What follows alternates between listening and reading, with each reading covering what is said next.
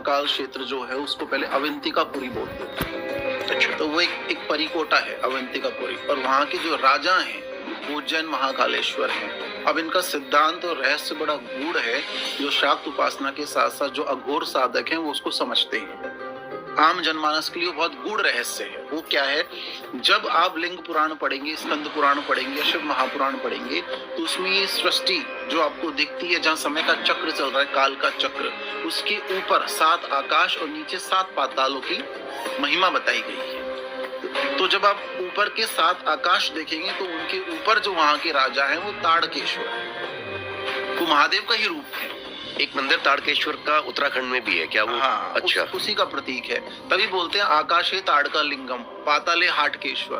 तो जैसे जैसे आप 7 पाताल छोड़ के नीचे जाते हैं, वहाँ के राजा हाटकेश्वर बोले गए हैं। हाटकेश्वर, आकाशे ताड़का लिंगम पाताले हाटकेश्वर। और ये जो सृष्टि है, जहाँ पे क्रम किसका है, समय का क्रम है। आप जन्म लेते हैं, आप जरा अर्थात आप उम्र आपकी बढ़ती है, आपको मोक्ष मिलेगा, एक दिन मृत्यु हो जानी है, सबका मरण हो जाना है, कोई इमोर्टल नहीं है, आप सब मोर्टल है। तो यहाँ जो काल की महिमा है, उस काल को, उस समय चक्र को, काल को अपना दास बना के बैठे हुए हैं उज्जैन के कालाधिराज मृत्युंजय महाकालेश्वर। तो इस सृष्टि के राजा, इस पृथ्वी धरातल के राजा उज्जैन महाकाल बोले गए हैं। तो ताड़केश्वर, हाटकेश्वर और उज्जैन महाकालेश्वर।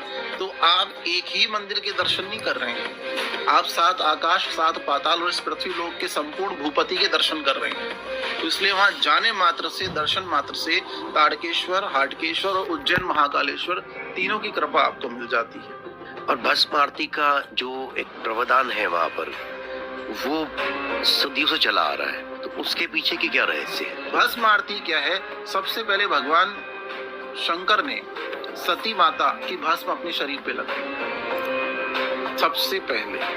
जब 108 मुंडों की माला पहन के वो घूमे थे, और जब सती अग्नि स्वाहा हो गई थी, उसके बाद भस्म अपने शरीर पे रमा के भगवान श्री महाकाल पूरे संसार में उन्होंने भ्रमण किया। तो वो भस्म आरती का परिचालन वहां से हुआ।